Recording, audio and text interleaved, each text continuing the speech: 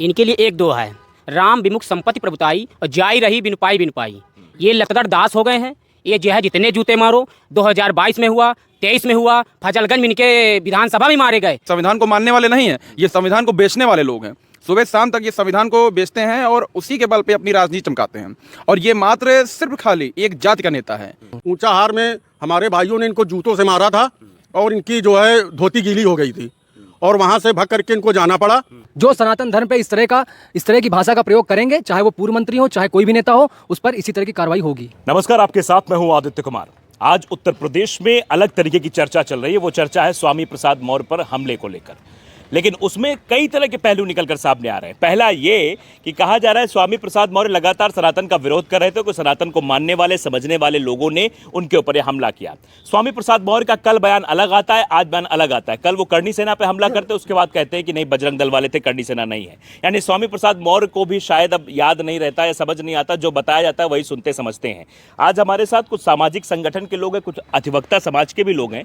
इस पूरे हमले को लेकर जो बताया जा रहा है और उसके बाद स्वामी प्रसाद मौर्य के पोषित गुंडे कह लीजिए या फिर जिस तरीके से वो अभद्र भाषा का इस्तेमाल करके उन दो युवकों को पीट रहे थे, उससे कतई यही नहीं लगता कि स्वामी प्रसाद मौर्य संविधान को मानते हैं। उनके चाहने वाले लोग, उनके जो नुमाइंदे जो उनके साथ रहते हैं, वो संविधान को मानते हैं, क्योंकि संविधान ये अधिकार तो नहीं देता है कि आप किसी को गाली गलौज करके बेरहमी से पीटिए और जान से मारने की कोशिश करिए, क्योंकि ये वहां पर फैला खून और वो शख्स जो बयान दे रहा था उसका चेहरा ये बता रहा था कि उसके साथ किस तरीके की ज्यादती की गई थी। फिलहाल ये एक विरोध था और विरोध के बाद जो ये प्रतिरोध किया गया, इस पर अब कई तरह के सवाल खड़े हो रहे हैं। हमारे साथ अधिवक्ता समाज के लोग हैं, इधर कुछ सामाजिक संगठन के लोग, इनसे भी बातचीत करेंगे।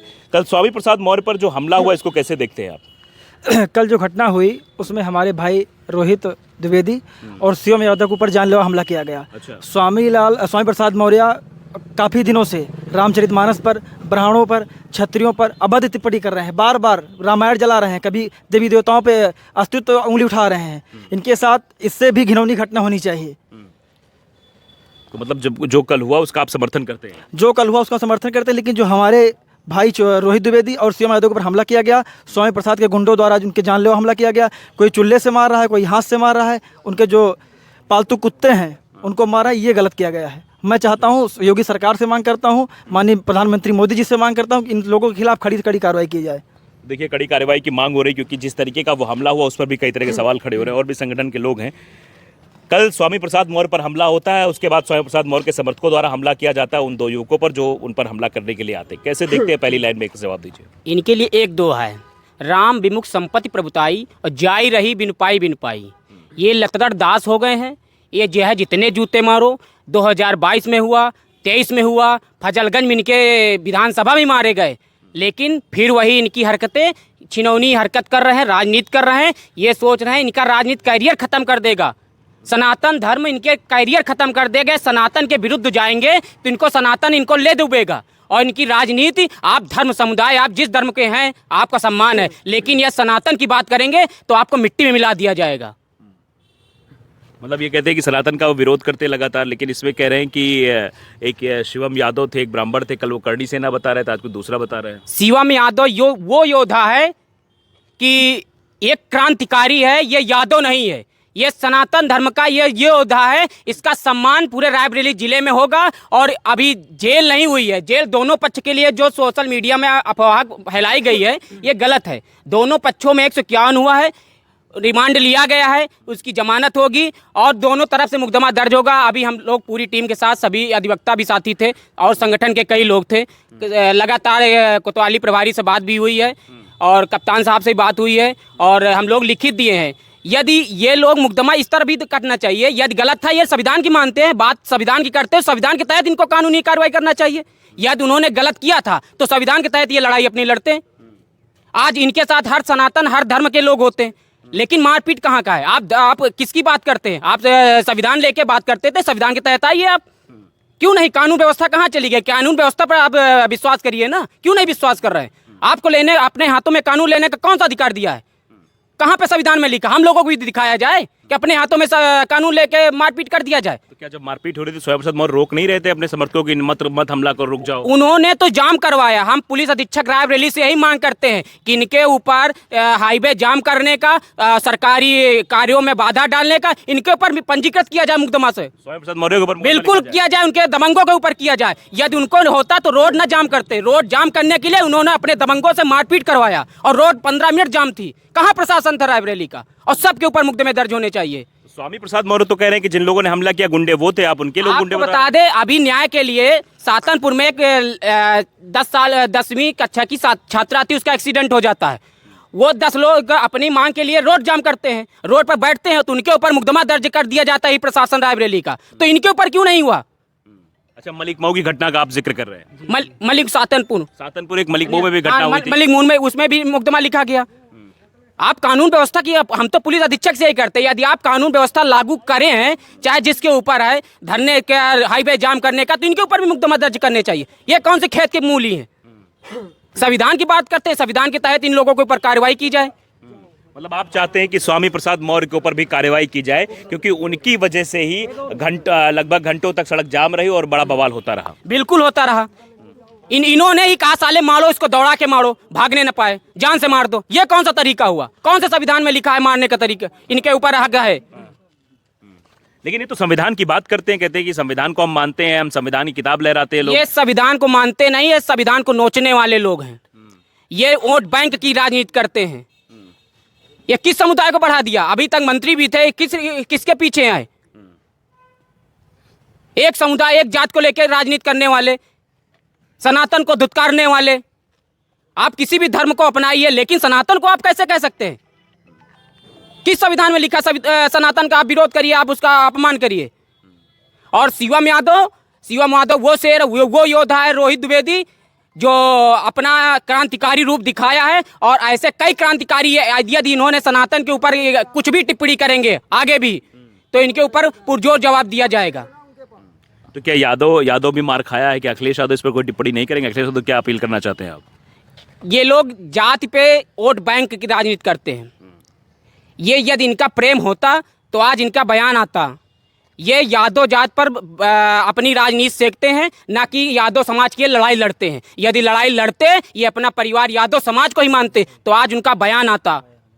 वो केवल यादव की राजनीति, केवल वोट बैंक के लिए राजनीति करते हैं, ना कि उनके अपना परिवार समझते। या परिवार समझते तो सनातन के तौर पे उनको अपना बयान देते और पुलिस अधीक्षक से कार्रवाई की मांग करते। आप पीडीए की बात करते हैं, उस पीडीए का पीछे पंडित के नाम से आप राष्ट्रीय अध्यक्ष जी बोल रहे हैं, कहाँ चला गया? यदि आप होते यादव, आप परिवार था, एक पंडित था, कुछ भी था, सनातन था, तो आपको आना चाहिए ना, बोलना चाहिए, बयान देना चाहिए। क्यों नहीं दे रहे हैं? वोट की चिंता है। वोट की चिंता है। वोट की राजनीति अब नहीं चलने वाली। सनातन जाग गया, जो सनातन की बात करेगा वही देश में राज करेगा। तो सनातन की जो बात करेगा वही राज करेगा। और भी कुछ लोग हमारे साथ हैं। क्या भाई साहब, आप ने पूरे इस घटनाक्रम को देखा, क्या लगता है इस घटनाक्रम को लेकर आप? पहली चीज़ तो आपके चैनल के माध्यम से मैं सभी सनातन भाइयों को जय श्री राम। जो पूरा सनातन धर्म यहाँ से लेकर पूरे भारत जितना वर्ष है, वहाँ पर जो है सनातन धर्म आगे आया और शिवम और जो है रोहित द्विवेदी पर पूरा जो है अपना समर्थन किया। नहीं, आप कैसे देखते हैं? क्योंकि जिस तरीके से चीज़ें हो रही है, अब कहा जा रहा है कि स्वामी प्रसाद मौर्य पर जानलेवा हमला किया गया था और उस जानलेवा हमले को बचाने के लिए उनके समर्थकों ने मारपीट की उनके साथ। देखिए, हम लोग सनातन का प्रचार करते हैं। अभी पिछले कुछ दिनों में कांवड़ियों पे जो अभद्र बोला गया है, इन्होंने जो है कांवड़ियों को गुंडा बोला है। क्या कांवड़ियों में एससी नहीं आता है? क्या कांवड़ियों में ओबीसी नहीं आता है? तो ये सब जात की राजनीति बंद करें। जिस तरह कांवड़ियों पर उन्होंने अभद्र बोला है और श्री रामचरितमानस पे जो बोला है, ये कठोर निंदनीय है और मैं इसका खुलेआम विरोध करता हूं। जो सनातन धर्म पे इस तरह की भाषा का प्रयोग करेंगे, चाहे वो पूर्व मंत्री हो, चाहे कोई भी नेता हो, उस पर इसी तरह की कार्रवाई होगी। मतलब ऐसी कार्रवाई का समर्थन करते हैं? बिल्कुल। तो जो फिर वो उन लोगों ने किया, फिर उसका भी समर्थन करते होंगे आप? नहीं, वो देखिए, एक औपचारिकता अपनी अलग चीज़ है। वहाँ पर जो है जिस तरह उन्होंने धारदार हथियार से जिस तरह उन पर हमला हुआ है, ये घोर निंदनीय है। जिस तरह से चूड़े का यहाँ पर प्रयोग किया गया, उसके सर से खून निकला है, जिस तरह आपने खुद देखा वीडियो के माध्यम से, ये बहुत ही निंदनीय है। मैं इसकी भी निंदा इसके लिए आगे क्या करेंगे आप लोग? देखिए, इसके लिए मैं माननीय मुख्यमंत्री श्री योगी आदित्यनाथ जी से मैं निवेदन करता हूं कि इस पर जो है कड़ी से कड़ी कार्रवाई हो और जो भी अपराधी हों उन पर जो है अटेम्प्ट टू मर्डर का केस लगना चाहिए। अच्छा, अटेम्प्ट टू मर्डर केस रखना चाहिए, ये मांग हो रही लगातार। अधिवक्ता समाज के भी लोग हैं, उनसे भी बातचीत करते हैं। ये इस पूरे घटनाक्रम को आपने देखा। अधिवक्ता समाज के बारे में कहा जाता है कि बहुत सजग, बहुत जागरूक और वरिष्ठतम कनिष्ठतम में आता है। तो कैसे देखते हैं आप इस पूरे प्रकरण को? देखिए, ये पूरा जो प्रकरण है ये एक दिन का प्रकरण नहीं है मात्र।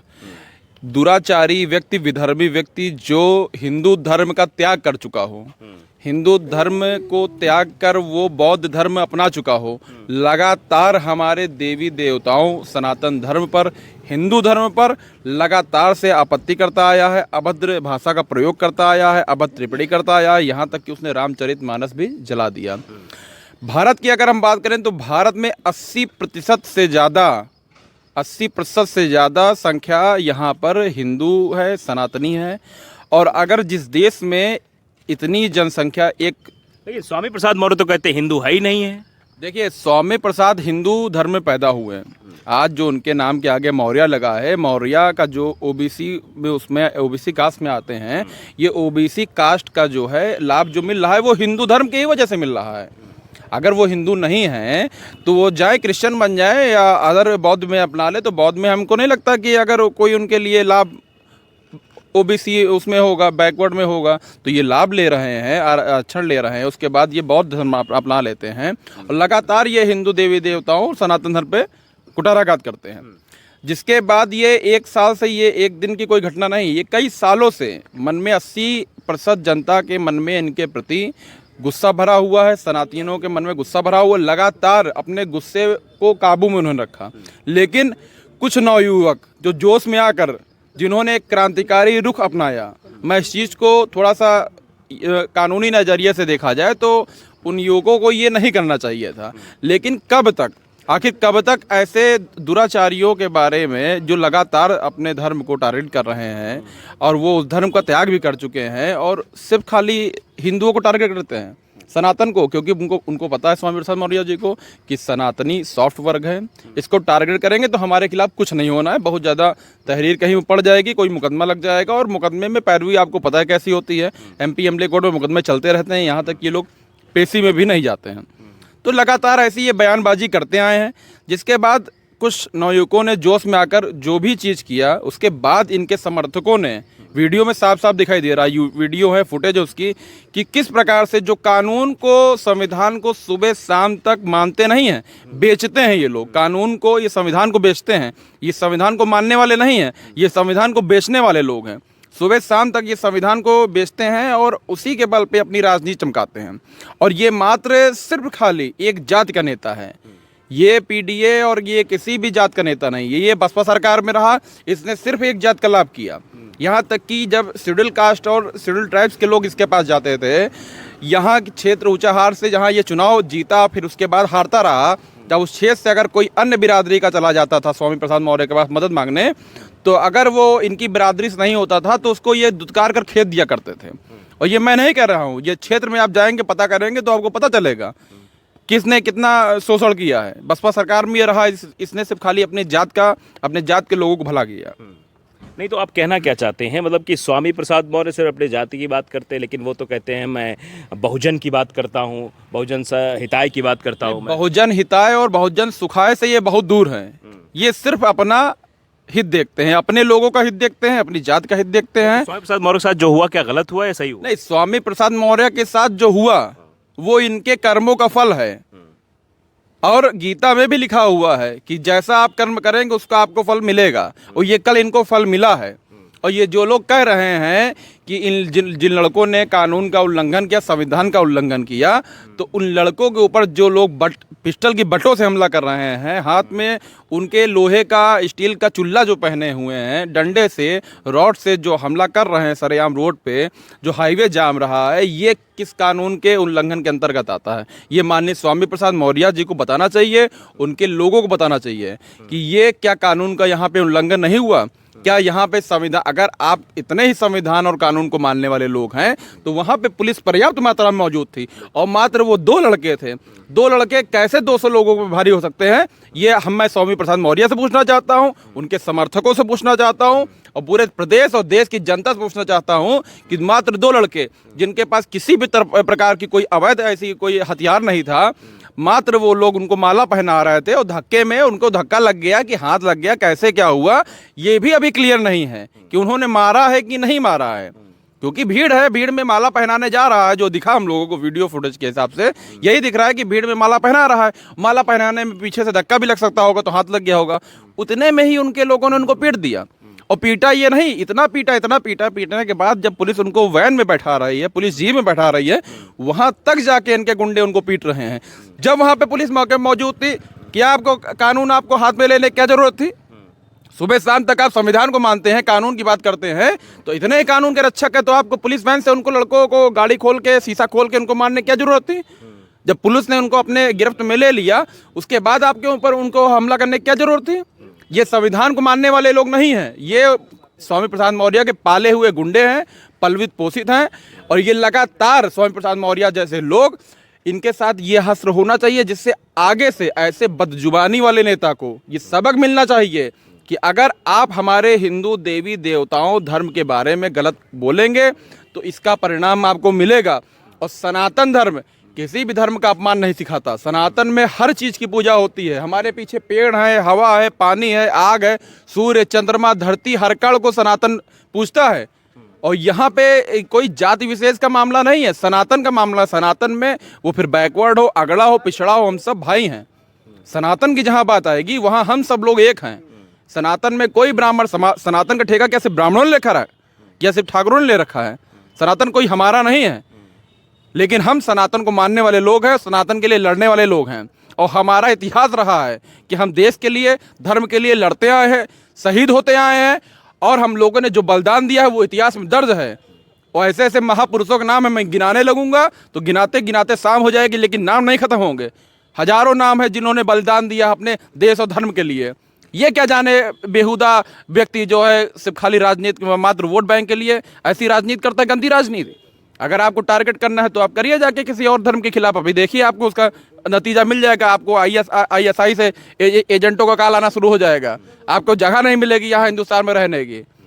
अगर भारत सरकार से फिर आप सुरक्षा मांगते फिरेंगे, आपकी हिम्मत नहीं, आप बोल दीजिए कहाँ कहाँ से काले आएंगे आपके पास, पाकिस्तान, दुबई, पता नहीं कितने देशों से काले आएंगे, आपका दिमाग भ्रष्ट हो जाएगा। कहाँ से आपको लगेगा कहाँ से बम ब्लास्ट हो सकता है। लेकिन उनको पता है कि सनातन सॉफ्ट है, सनातन धर्म लचीला है, यहाँ पे कुछ भी कह दो, धर्म को टारगेट करो, भगवान को गाली दे दो, ये लेकिन उसके बाद भी मुझे कुछ नहीं होना है और मुझे तो सिर्फ खाली TRP मिलनी है। ये मात्र TRP के लिए इसकी आज राजनीति चौपट हो गई इस व्यक्ति की। इसने अपनी बिटिया की राजनीति चौपट कर दी, आज इसका लड़का राजनीति से चौपट हो चुका है। उसके बाद भी सब 70 गार्ड का पानी पी के कितनी पार्टियों में रहा, बसपा में रहा, मायावती जी के बारे में गलत सलत बोला, भाजपा में आया, मंत्री रहा, भाजपा के बारे में गलत सलत बोला, सपा में आया, सपा के बारे में गलत सलत बोला, उसके बाद आज अपनी पार्टी बना लिया है। फिर भी कुछ लोग ऐसे हैं, प्रदेश में एक ऐसी पार्टी है जिसके लोग इसका बहुत समर्थन करते हैं। वो लोग मतलब कि तुलना कर रहे हैं इस कांड से कि यहाँ पे जो ये चीज़ें हुई हैं इसको जोड़ रहे हैं कि यहाँ कानून और संविधान का उल्लंघन हुआ है। तो अभी हाल में ही जो माननीय डिम्पल जी के ऊपर एक मौलाना ने अभद्र टिप्पणी किया था, बहुत चर्चित मामला है, तब किसी की जबान नहीं खुलती है। तब जिनकी जबान खुली भी दबी आवाज में जबान खुली, जिसने एक महिला का अपमान किया। लेकिन हमारे देश के सभी सनातनी भाइयों ने जाति, धर्म और पार्टी को छोड़ के माननीय डिम्पल जी का साथ दिया और उनके इस मौलाना के इस अभद्र टिप्पणी पे डिम्पल जी का सहयोग किया, साथ दिया, समर्थन किया, सारे विचार हटा के, क्योंकि वो हमारे देश की एक महिला है और संस्कारी महिला, जिसके बारे में अभद्र टिप्पणी एक मौलाना ने किया था। उस मौलाना के ऊपर हमला होता है, एक टीवी चैनल के प्रोग्राम में हमला होता है, जिसको ये लोग जस्टिफाई करते हैं। सारे समाजवादी, जो तथाकथित समाजवादी जस्टिफाई करते हैं, ये कहते हैं कि ये जो हमला हुआ है ये हमला सही था। तो अगर आप इतने ही कानून को पालने वाले लोग हैं, मानने वाले लोग हैं, तो फिर इस हमले को भी आपको बोलना चाहिए था कि यहाँ गलत हुआ है। लेकिन हम लोगों ने किसी ने विरोध नहीं किया, क्योंकि एक महिला के सम्मान की बात थी। वहाँ पे सबने आपका साथ दिया। और यहाँ पे जो पूरे धर्म को, हिंदू देवी देवताओं को, हमारे आराध्य को टारगेट कर रहा है, उसके ऊपर ऐसी चीज़ें हुई तो आपको कानून याद आ रहा है। अगर वहाँ पे महिला का सम्मान बिगड़ा था तो वहाँ भी आप कानून के शरण में जाते, क्यों आपको हाथ उठाने की जरूरत पड़ गई? तब तो आपको नहीं संविधान और कानून याद आया। और मैं तो कहता हूँ कि जो हुआ वहाँ भी सही हुआ।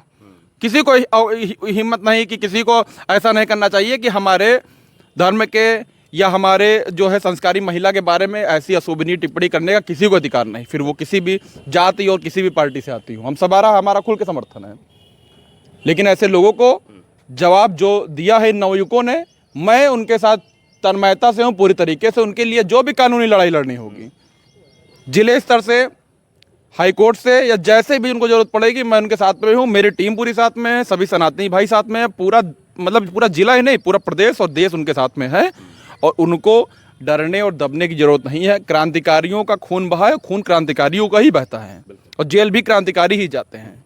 बाकी ये चोट्टे टाइप के जो लोग हैं, जो घिनौनी राजनीति करने वाले, गंदे दूषित मानसिकता की ये हैं, गटर में रहने वाले लोग जो टर्टर करते हैं, सिर्फ खाली बरसाती मेंढक, जो अपने आप को स्वघोषित खुद नेवला कह चुका है, ये नेहरू चाचा, इनका मानसिक संतुलन जो है बिगड़ चुका है।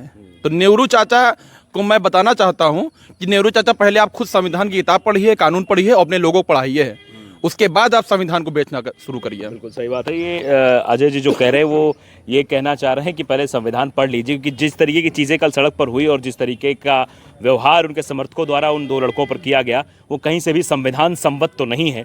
और इस तरीके की घटनाएं अगर आप करेंगे तो सवाल तो पूछे जाएंगे। हमारे साथ कुछ और साथी भी है क्या भाई? क्या नाम आपका? राकेश कुमार। राकेश जी, ये बताइए कि आप इस घटना को कैसे देखते हैं? स्वामी प्रसाद मौर्य एक बहुत निकृष्ट टाइप का व्यक्ति है, और जैसा अभी अजय वकील साहब ने बता ही दिया कि उसने अपने आप को खुद ही नेवला घोषित कर रखा है।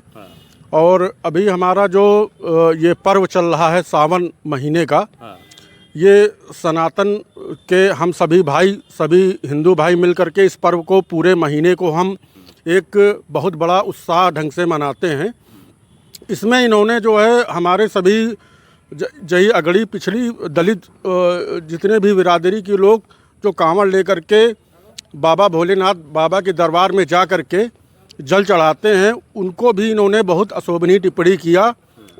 उसको स्वामी प्रसाद मौर्य ने ये कहा कि ये सारे लोग जो जाते हैं ये सब गुंडे हैं, मवाली हैं, और ये कांवड़ लेकर के नहीं जाते हैं, ये वहाँ पर जो है गुंडागर्दी करने जाते हैं।